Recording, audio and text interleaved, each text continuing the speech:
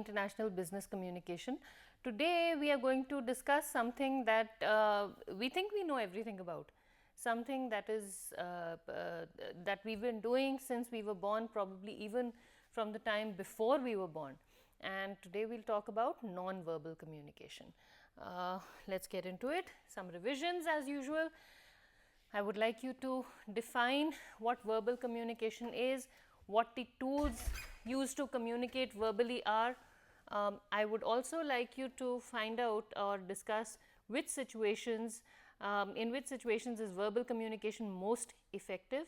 I would also like you to discuss the limitations of verbal communication, and I think we had talked a little bit about listening, and I want you to figure out what silence is, where verbal communication is useful, where it's not useful, where would you really need to be silent, where non-verbal communication, of course after we get into this and after we have discussed what this is, where non-verbal communication would be more useful, would have a more significant impact than verbal communication, and where silence would be more useful. Silence, there's a whole body of research surrounding silence, but we will not discuss that today, maybe a little bit. So, after you've discussed that, then we will go into non-verbal communication. What is non-verbal communication? Non-verbal communication includes all behaviors, attributes or objects except words that communicate messages that have social meaning. One of the definitions, I am sure there are many out there, many definitions that talk about non-verbal communication that that can describe non-verbal communication in a much better manner than this definition, but I thought for the purpose of this lecture, this definition at least currently is suitable. Okay, so these are everything else except words, whatever we use other than words, and as we go into greater detail, you will realize that there is lots of things that we take for granted.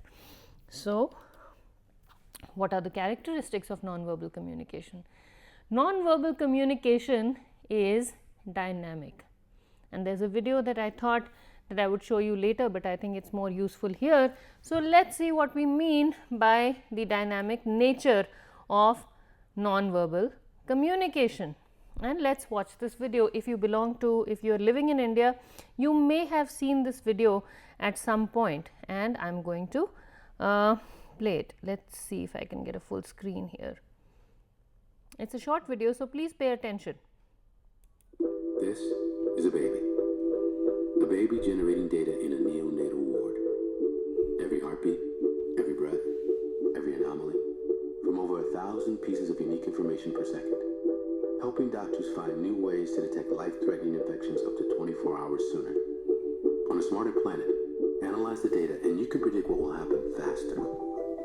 So you can do what they're doing in Toronto and build a smarter hospital. Let's build a smarter planet. Okay, thank you for watching this video. I am not connected to IBM in any manner. I am not trying to advertise them.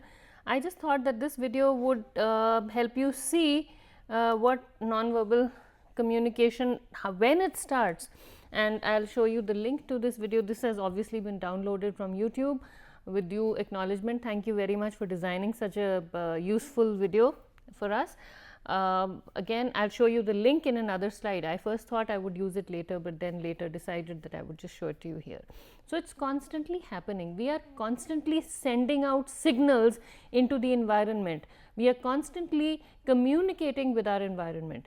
There is a whole body of research that studies the movements during sleep. There is a whole body of research that studies what we do, how often we turn sides, how often we curl up, how often we stretch ourselves when we are dreaming.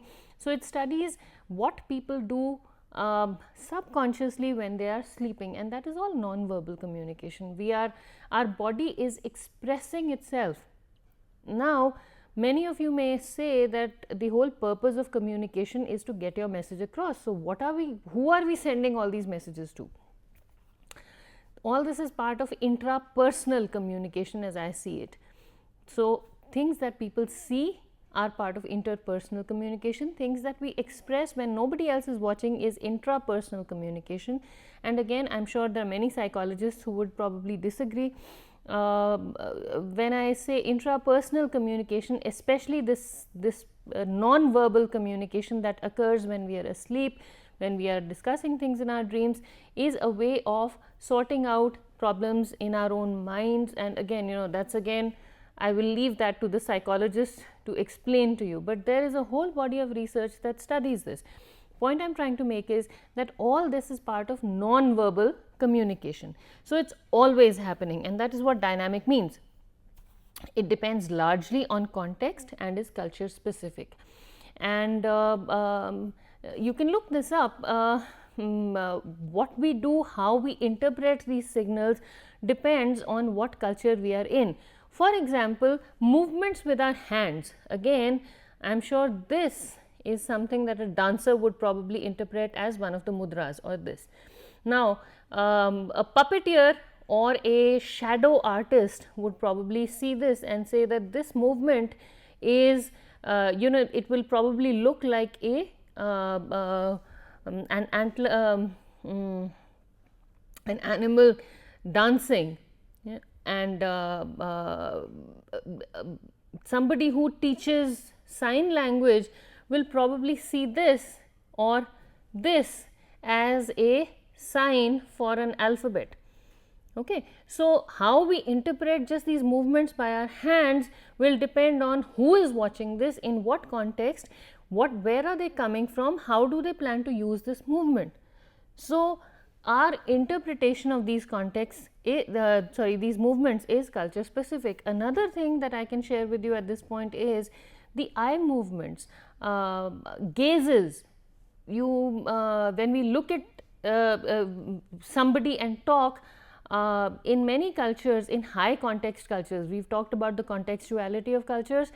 In high context cultures, looking straight in the eyes of a person who's higher than you in authority or position is considered to be rude and inappropriate. In low context cultures, looking away from the person you're talking to is interpreted as being evasive. So, it is all contextual. What we do is always context specific. Excuse me. This is more believable than verbal communication because a lot more senses are involved in interpretation, and it is ambiguous, which means again many interpretations, more than one interpretation. Okay. Non-verbal communication and non-verbal behavior. Now, again some more complicated terms, very often used interchangeably. If the source intends to send the message through behavior, but the receiver interprets the behavior as a message, then it is considered to be non-verbal communication. This is the first quadrant. Okay. If the source behaves with no intent to send the message, but the receiver interprets the behavior as a message, it is still non-verbal communication. I may be intending to send a message, I may not be intending to send a message. As long as the receiver of my message is perceiving whatever I do as something, as a behavior that has some message attached to it, some intention attached to it, it is considered as communication. On the other hand, if I am behaving in such a manner where I have some intention to actually send a message, but the receiver does not interpret the behavior as a message, then it is considered as a non-verbal behavior. It is just an action. There is no message attached to it. If I am behaving, if I am moving my body in such a manner in any manner without any intention to send a message, and the receiver is also not interpreting the behavior as a message, in that case it is again non-verbal behavior. So, the interpretation, please look at this very, very closely. The interpretation of the behavior as a message or just as a behavior depends solely on what the receiver feels about the non-verbal behavior being exhibited.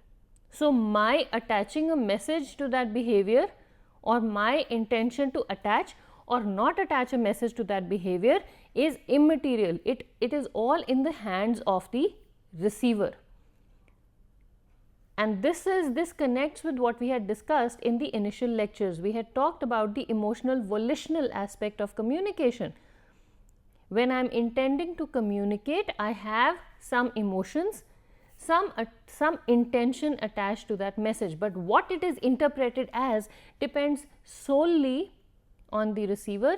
It is determined solely by the receiver. Only the receiver within his or her own context perceives what is coming, and that is where our control ends, and the receiver interprets whatever is coming, whatever they are sensing through their sense organs, as behaviors or messages with intents, with their contexts, wrapped up in their contexts. Okay. Non-verbal encoding and decoding skills. Encoding and decoding ability are correlated. We have talked about encoding and decoding when we discussed Berlow's model. Encoding skills are related to one another, and as are decoding skills. Again, nothing in the social sciences is exhaustive, nothing in the social sciences is exclusive, everything is interrelated. Encoding skills, the manner in which we shape our messages are interrelated, our skills are interrelated, and the decoding skills, the manner, our expertise in decoding messages is interrelated. Encoding and decoding ability correlate with personality traits and values. Again, what we feel about a situation determines how we decode a message or how we encode a message. In further lectures, we will discuss what our behaviors can be. We will talk about communication styles, and then probably you can tie this in with the communication styles. But what I am trying to say here is that our ability to encode and decode correlates with our personality traits, what we are, what our natural disposition is, whether we are aggressive, whether we are apprehensive about communication, whether we are extroverted or whether we are introverts or extroverts, whether we like talking to people or don't like talking to people, how perceptive we are to the signals coming to us in the environment, etc. So, this depends on what we feel about where we stand in our environment, what we define as our comfort zones, and what we determine as ethical or unethical. And encoding and decoding are manifested through introvert and extrovert behavior. Okay. Decoding ability increases with practice and training, but is curvilinearly related to age. So, how we interpret the signals coming to us depends on our practice and training. And logically speaking, I think this is a very relevant point here. This has been, of course, I have given you the references. So, what happens is that our ability to decode signals depends on the feedback we receive from our environments in response to our previous attempts at decoding similar signals.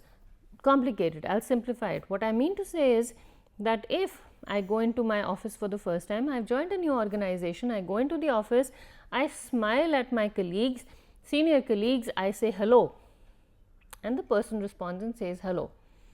I feel that the environment is slightly informal. So, even if the person is 20 years, 25 years senior to me in age and experience, my saying hello as a peer, maybe 2 days ago, maybe 2 weeks ago, I was a student, I would say good morning sir, good evening sir.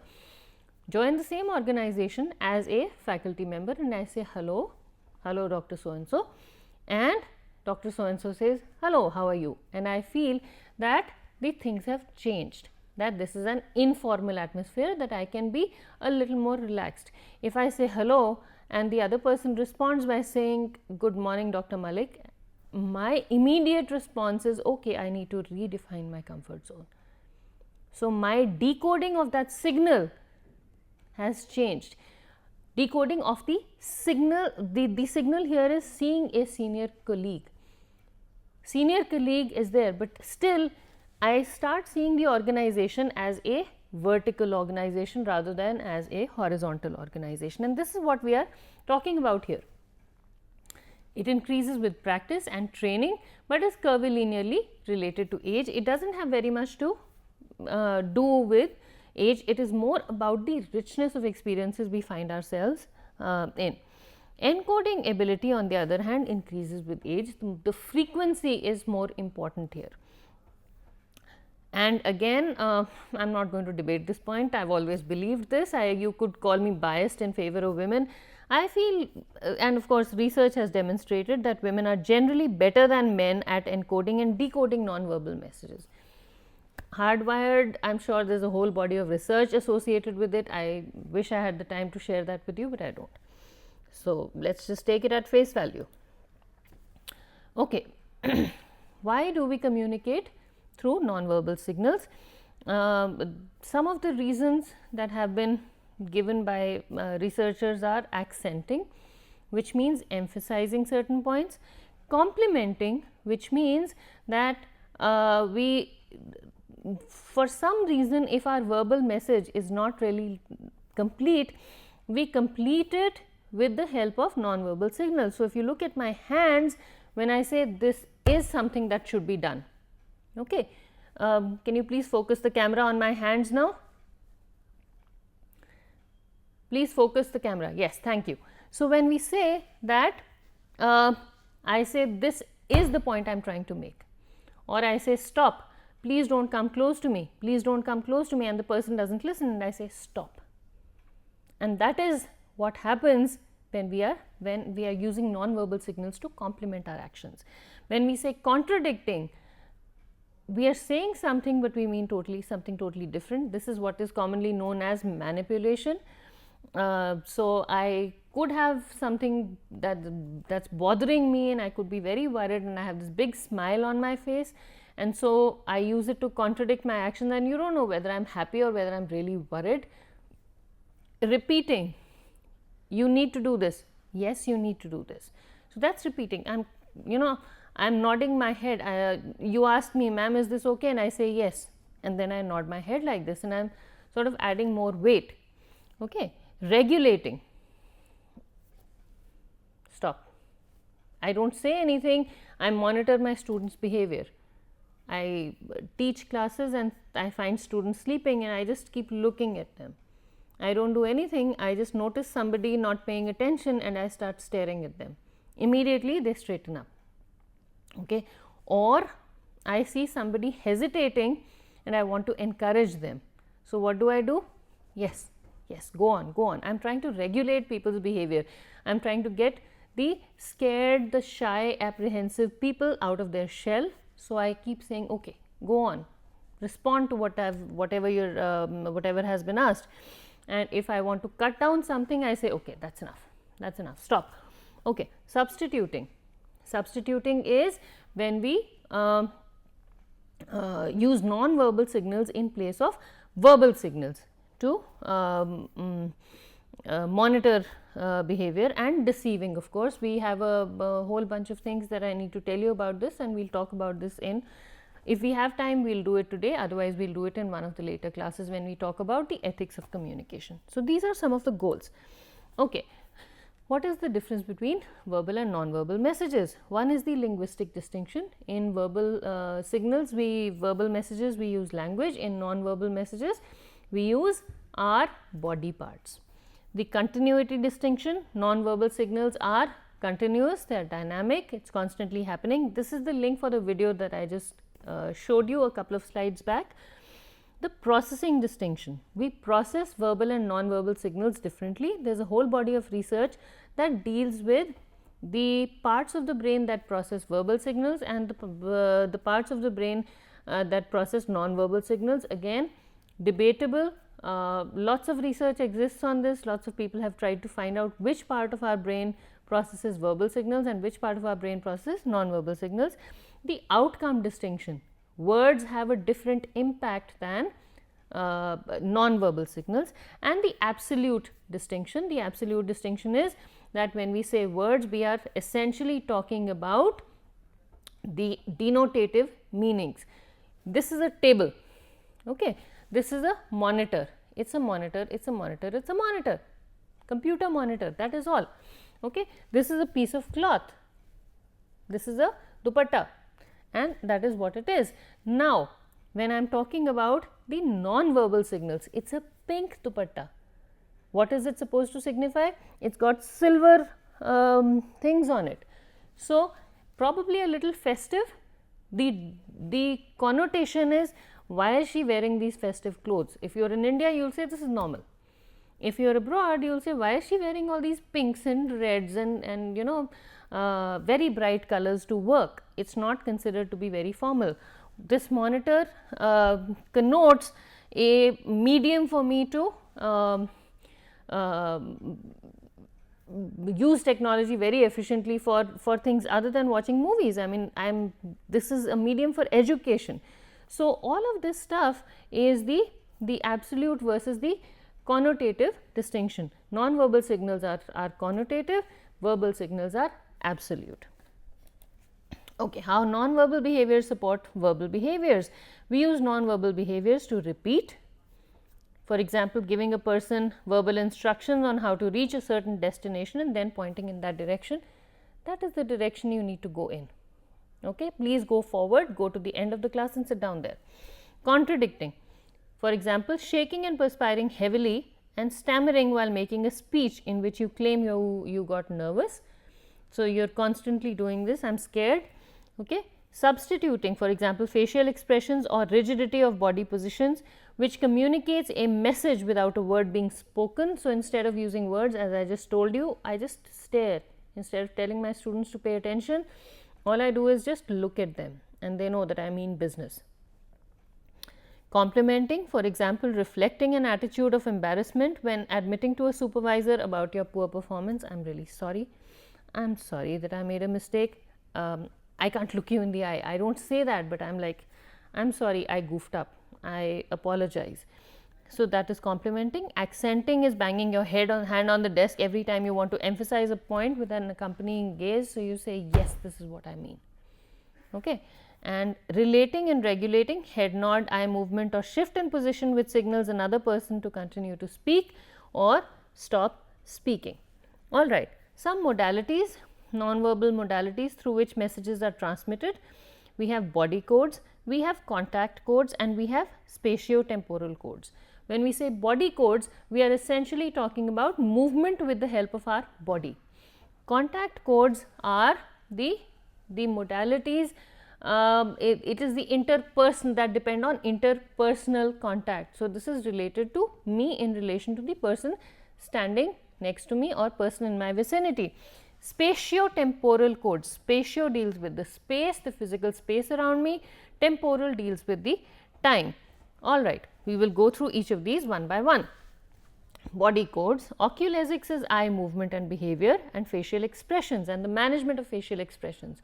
So, we have different types of gazes. Again, I could go on and on about this. I am sure there are a couple of lectures on non-verbal communication by Professor Priyadarshi Patnaik that are a part of, I believe, NPTEL phase 1 and even NPTEL phase 2. I am not sure, but that is something you can look at.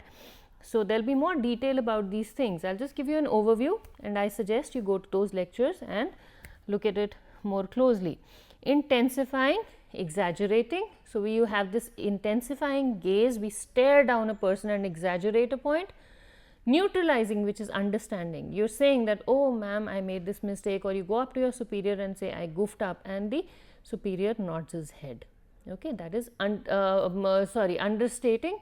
So, you can neutralize things, you can bring down the intensity of things. De-intensifying is the avoiding gaze, which is what people who are trying to deceive you do, or when you are trying to be evasive, that is what we do. And masking, we replace things. Neutralizing is toning down the intensity of your expressions, and masking is completely replacing the expression with a different expression from what you are actually feeling, completely replacing the emotion with a totally opposite expression. So, you are feeling happy, but you sort of put up this very sad expression on your face, so that the other person, the person you are talking to, somehow gets the idea that you are really in need. Or the other way around, you want to appear professional. So, even if you are disturbed and unhappy and sick, what do? You have this very happy, very content look on your face, so that people do not come to know how hurt or angry or how much in pain you are. Body movement. Okay, we have emblems, we have illustrators, we have affect displays, we have regulators, and we have adapters. Now, what are emblems? Emblems are body movements that substitute for words and phrases. So, we say thumbs up, that is an emblem. Please focus on my hand. Thank you. So, when we say emblem, this is an emblem. Good, buck up. Okay. Continue, please continue. This is an emblem. Okay. Illustrator are complementers, they add weight to what we do. I just showed you. Affect displays are movements of face and body that explicitly show emotion. Now, camera, please focus the camera on my face, and I say, this is what we do. I will give you a very nice example. Instead of trying to do this myself, I am not a dancer, but if you know classical dance, and if you have seen classical Indian classical dance especially, or ballets in the Western culture, you will see that facial expressions carry a lot of value. They do not need to say so many things, it all reflects here.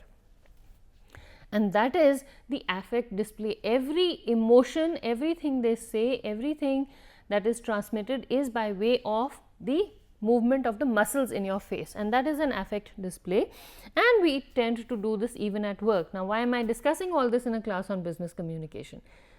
Because we use all of these things to get our work done in the workplace. Regulators are controllers, for example, showing the hand to end the discussion, okay, that is enough. And adapters are movements we use to relieve tension, for example, tics. We have this, and I am sure if my dad is watching this, my father has a habit of sort of scratching his nose when he is a little tense or worried. He has some, I mean, he does feel itchy on his nose, but I picked up this habit from him. You know, I would do this when I was a little nervous. Or some of us bite our nails. Or what many women do is they take their hair and then they start splitting their hair. I have seen this. It looks very strange, but this is something we do. So, these are adapters. We sort of do these things to get over or to reduce the amount of nervousness we feel in a situation. And this is all related to the movement of our body. Okay. All right, that is kinesics. Now, we have vocalics, which is the way we vocalize or say the words we speak. Pronunciation and accents. Schedule versus schedule. Schedule is what they say in the United States.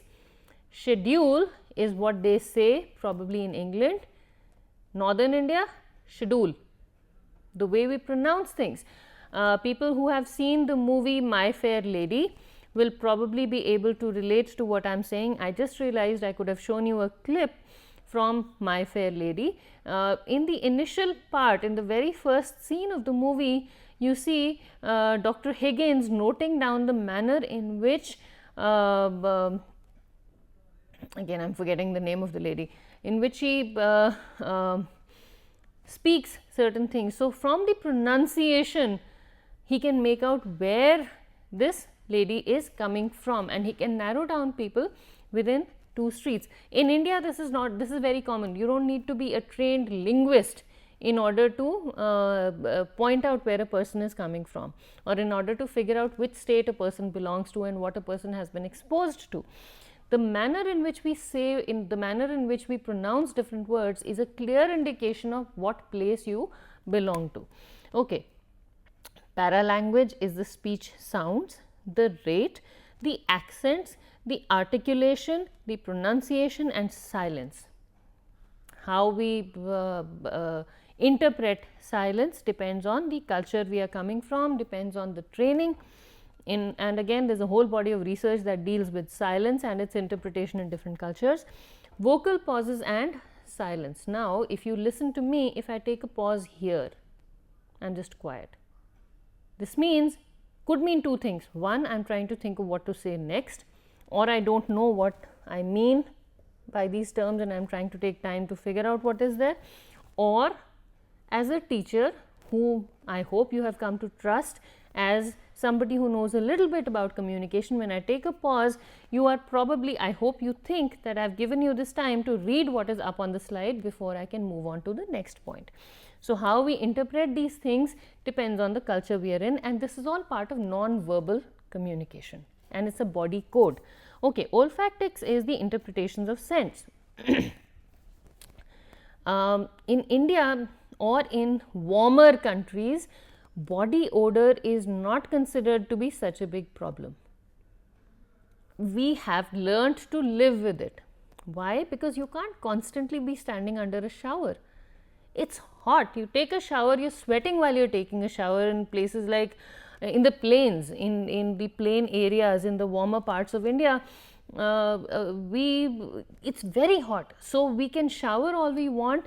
We can put as much deodorant as we want, we still sweat and we still start smelling bad towards the end of the day unless we are sitting in an air conditioned room. So, body odor is a part of our culture, and the same thing applies to the Middle East, where it's so hot.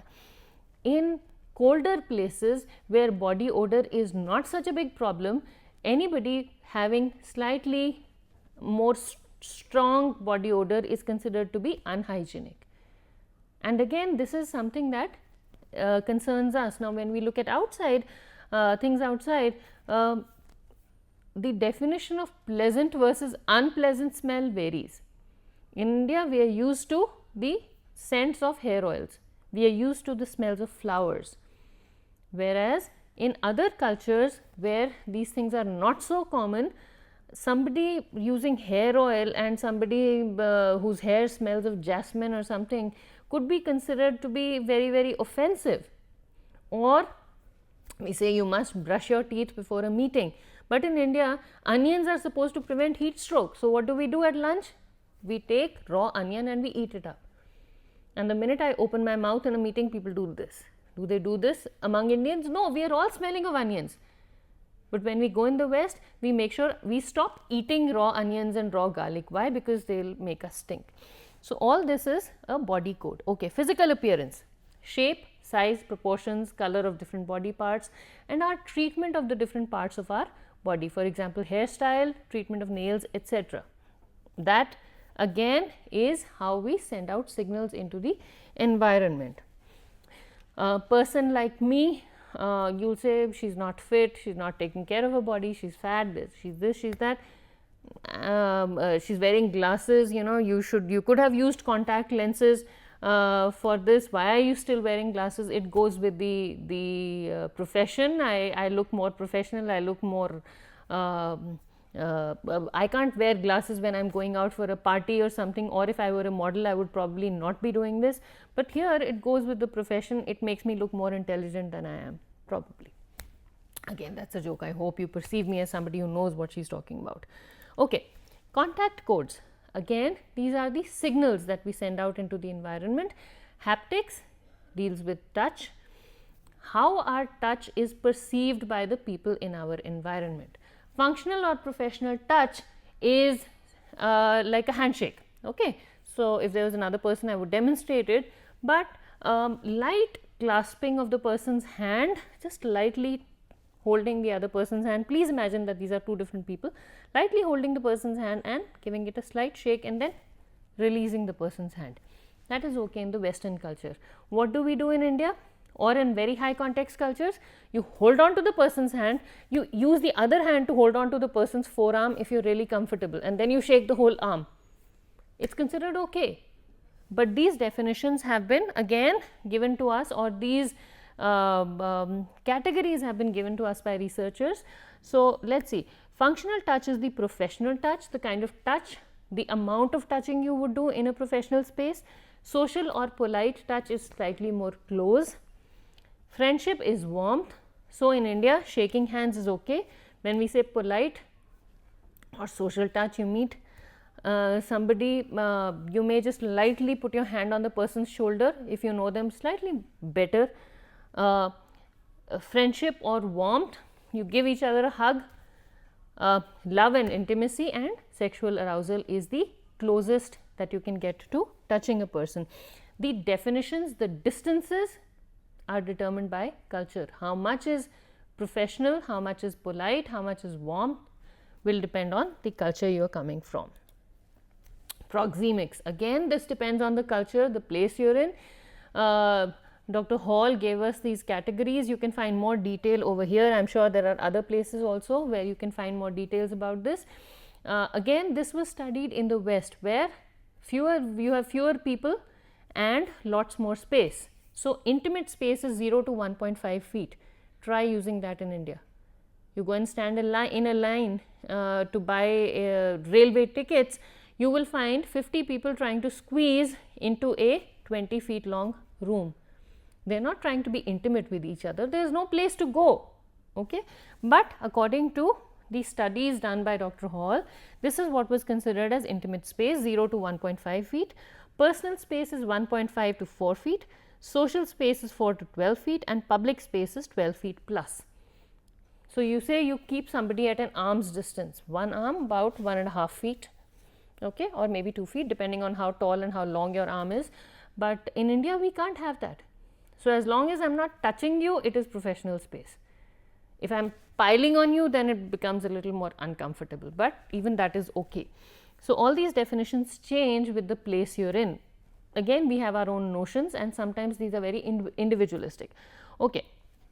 These are dependent, sorry, they not individualistic, they are dependent, they vary from person to person. Territoriality is another way by which we express ourselves in relation to the space around us. So, when you come into a classroom, you say that is my favorite seat, unless the teacher tells you to sit according to your roll numbers or has assigned a seat to you. What do? You either go and sit with your friend or you have a favorite corner, you have a favorite place in the classroom. When you board the bus to go to your office or to your school, you have a favorite seat in the bus.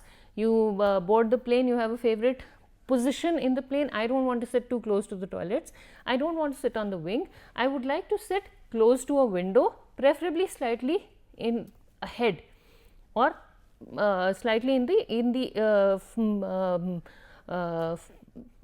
initial portion of the plane. So, we have our own little places, we have our own, where I put my mug, I have a cupboard, where I put things in that cupboard will depend upon my notion of what my territory is, what I feel comfortable with, where should my things be or where should I be in relation to everything else in that environment. And again, that is our way of expressing ourselves. Spatiotemporal codes are, chronemics is related to time, Indian standard time versus Indian stretchable time. Again, being politically correct is not one of my virtues, so I am sorry if I am hurting somebody's feelings, but that is culturally determined. In some cultures, when you tell somebody that you will reach their place at 10 o'clock, then that means that you will reach there between 9:59 and 10:01.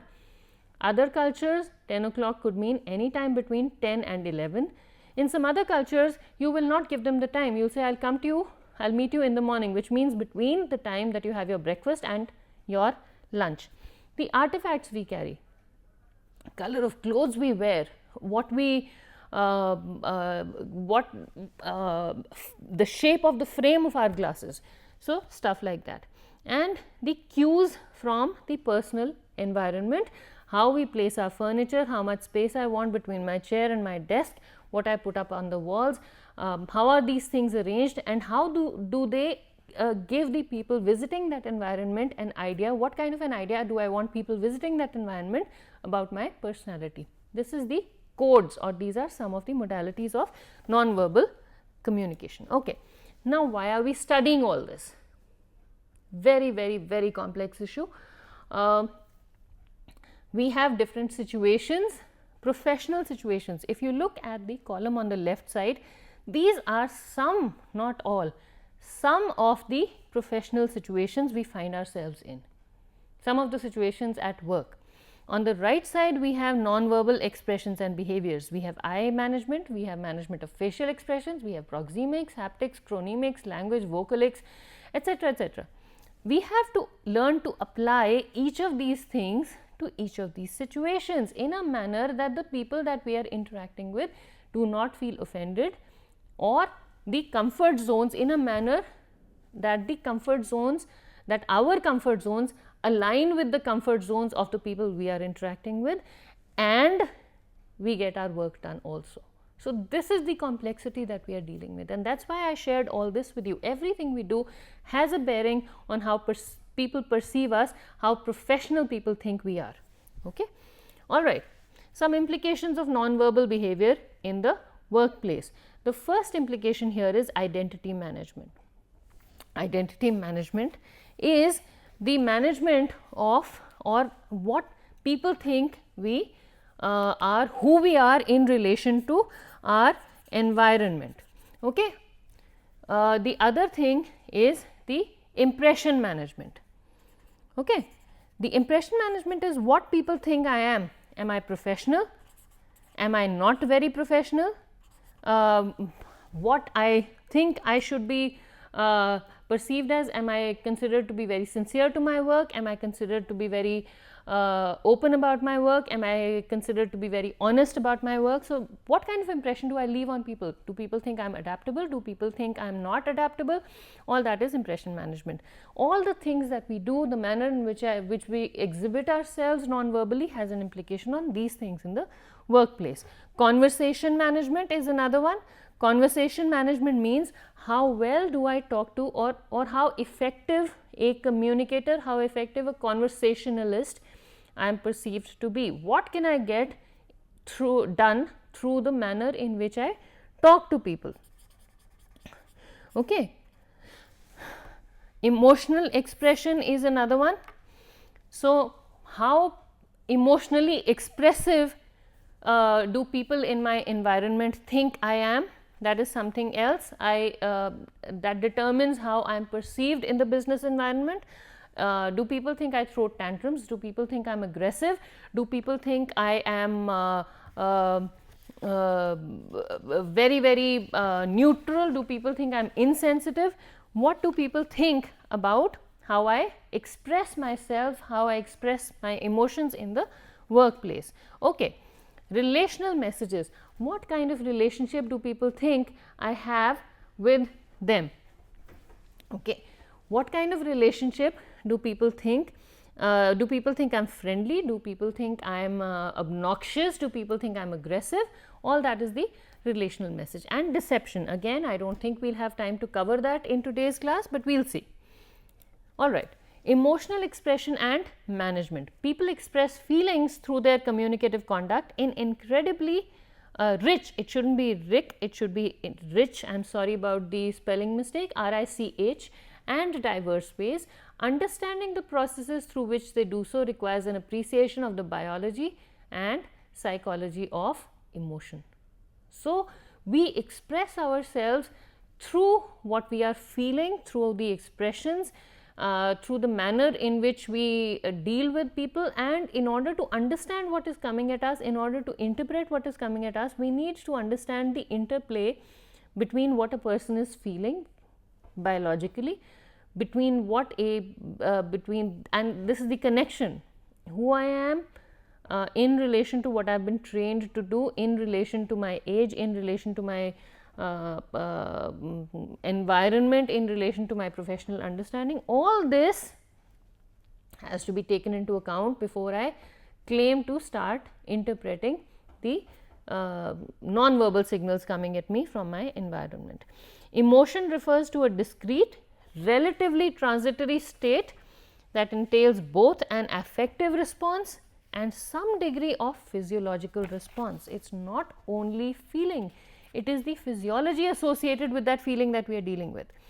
So, when I feel something, when I send non-verbal signals into the environment, there is something physical going on in addition to the words that I am using.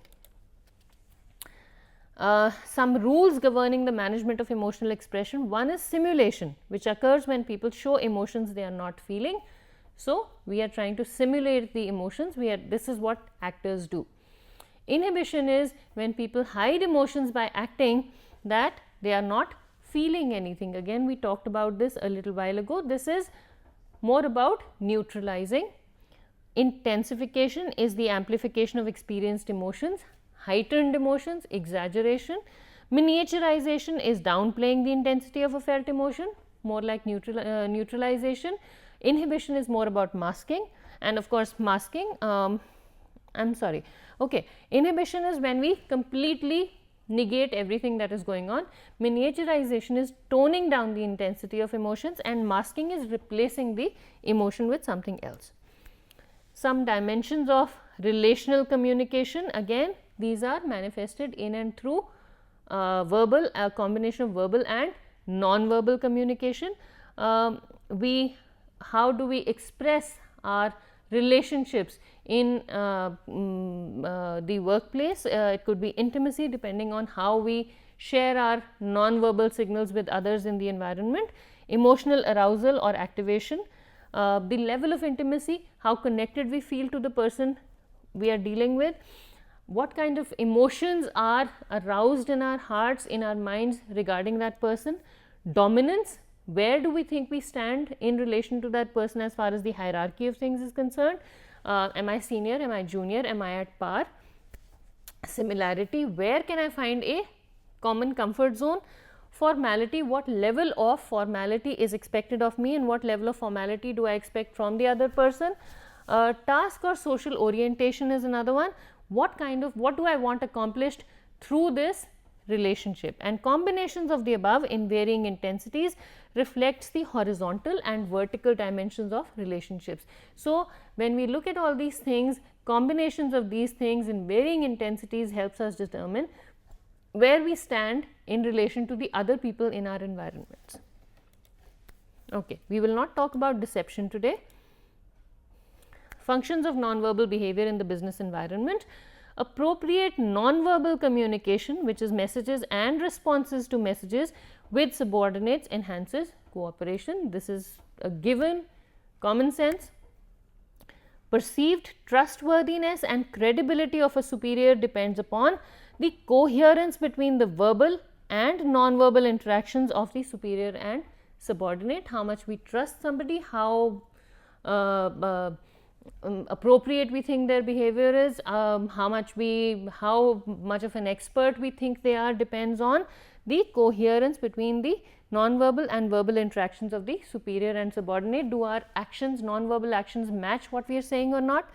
The appropriateness of nonverbal messages in conjunction with verbal messages for a work situation. Where are we using nonverbal messages to support our behavior, and where we are where these two are completely disjointed from each other. Sensitivity to and acknowledgement of non-explicit nonverbal signals may have a bearing on the superior subordinate relationship. Our acknowledgement, our acceptance of nonverbal signals that are not so explicit can help an employee either trust us or completely negate our existence. Okay. So now let's discuss. I would like you to think about a few things. I would like you to observe the non-verbal behaviors of people around you, and 1, list how you interpret these behaviors. 2, try and find out how well your interpretations match with the intended meanings of these non-verbal behaviors. Then I would like you to list and discuss situations in which you find yourselves depending on non-verbal signals to complement your verbal messages, and vice versa, where non-verbal signals take a priority and where verbal signals take priority. I would also like you to now watch this clip and discuss the implications of what you see and hear in this clip for your professional environments. Do you see any connection between verbal and non-verbal signals? And I would like you to figure out what is really happening in this clip. Again, interesting clip.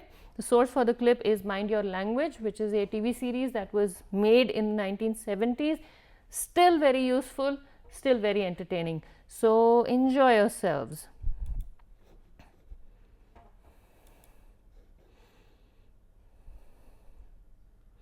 And again, before I start this, I am not trying to hurt the feelings of any particular race or community. It's just for entertainment and education that I'm trying to bring out the diversity in different kinds of people we see in our environments. No attempt at stereotyping, no attempt at hurting the feelings or sentiments of any community whatsoever. If I end up doing that, my apologies. Certainly not the intention. Okay. Very thoughtful. Well, I really would appreciate the job, Mrs. Courtney. Miss Courtney. I am qualified and I rather do need a job, what with the economic situation and inflation. All right, there's no need to whimper. You can start immediately. Thank you. On a month's trial. Thank you. If you last that long. I'll do my best. Where will I find my students? Class 5, down the corridor and turn left. Right. I'm looking forward to meeting them. I'm sure we're all going to get along extremely well.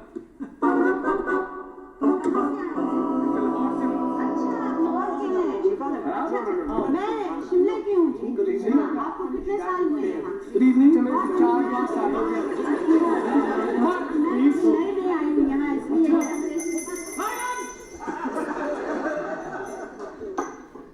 Well, I'm pleased to meet you all.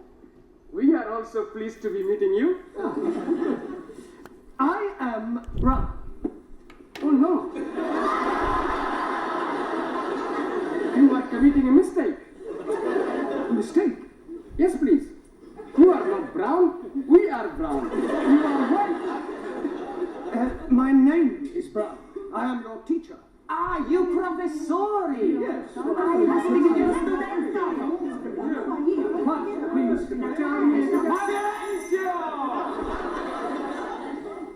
Thank you. Right, would you all like to sit down? Sit down.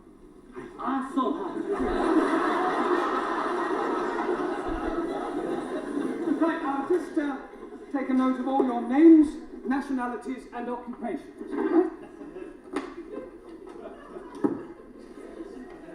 Por favor, señor. Yes? Es la primera vez que vengo. ¿Es esta la clase para aprender inglés? Well, I haven't the faintest idea what you're saying, but I'm sure you're not trying to find the needlework club. Por favor, It doesn't matter. Have a seat. por favor. Sit down. Ah, sí.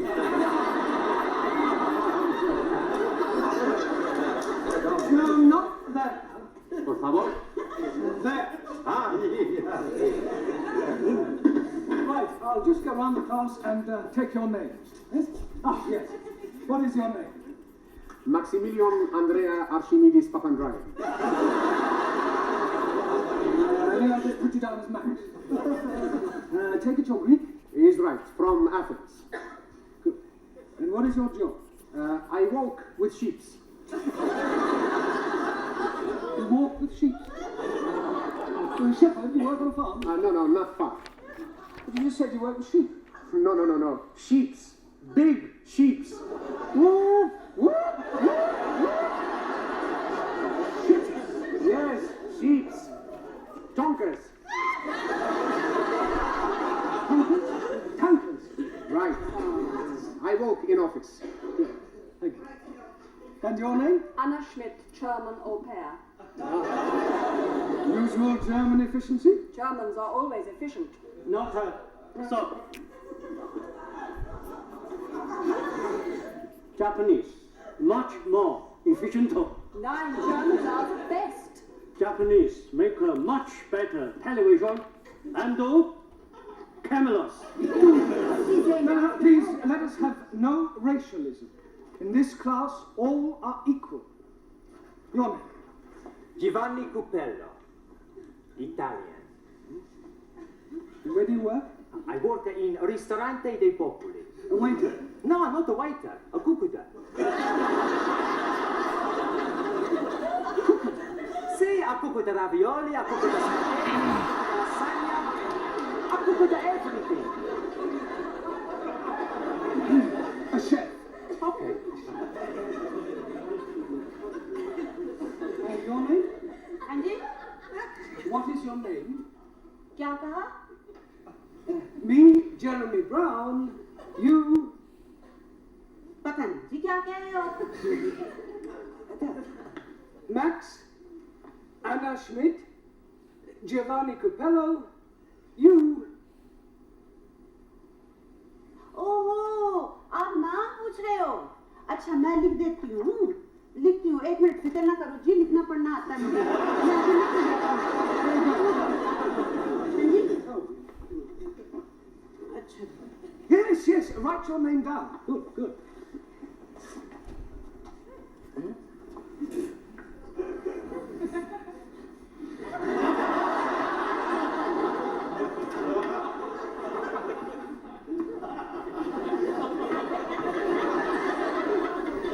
It's no good. I need your name in English.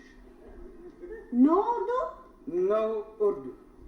हाय, तो मैं यहाँ काहे के लिए आई? अंग्रेजी आती होती तो मैं सीखने आती हूँ अंग्रेजी को।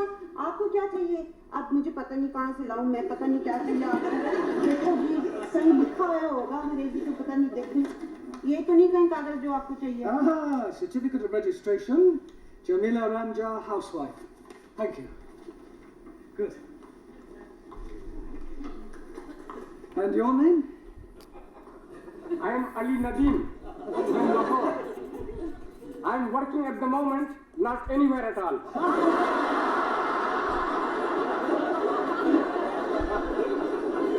You're unemployed. Yes, please. Only 1 day a week I am working. What do you do then? I'm going to the unemployment exchange for to be collecting my money. Oh, blimey. I get more money for not being working than when I'm working. Yes, but before you discovered this secret of eternal wealth, what did you do? Blimey, I worked at Taj Mahal. In Delhi? Oh no, Patni. Taj Mahal Tandoori restaurant. Jolly good chapati and papadam. 1,000 apologies for my lateness. The omnibus was going backwards. I'm sure there must be a more logical explanation. It is the absolute truth.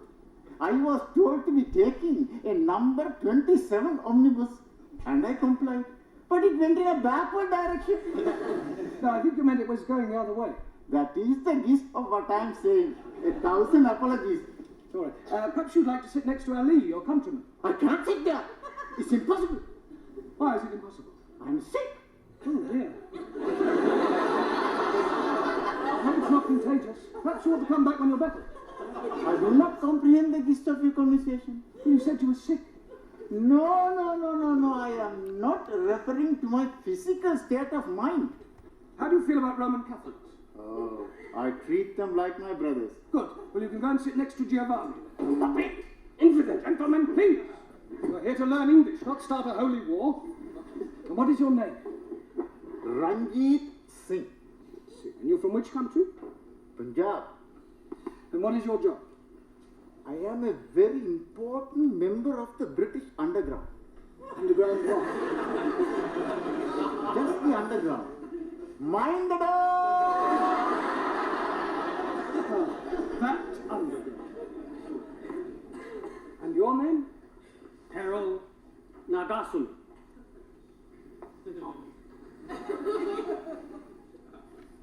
My name Carter, Japanese, representative of Bushida Electronics. Very good, very good. And finally, your name. Por favor, Your name. What is your name? por favor. Nome. Ah, nombre, sí. Juan Cervantes, para servirle, señor. No need to ask what nationality you are. Por favor, Spanish. por favor, What is your job? por favor. Trabajo. Ah, trabajo, sí. Trilaga. Tree lagger? What, you lag trees? One gin tonic, two whiskey coca, Trilaga. Tree lagers. Sí, Ah, you work in a bar? sí, sí, va. Well, Mr. Brown? Yes, thank you. Okay, on that note, I would like to end this class. Please think about the things I just told you and come prepared for the next class, and all this is right here. Thank you.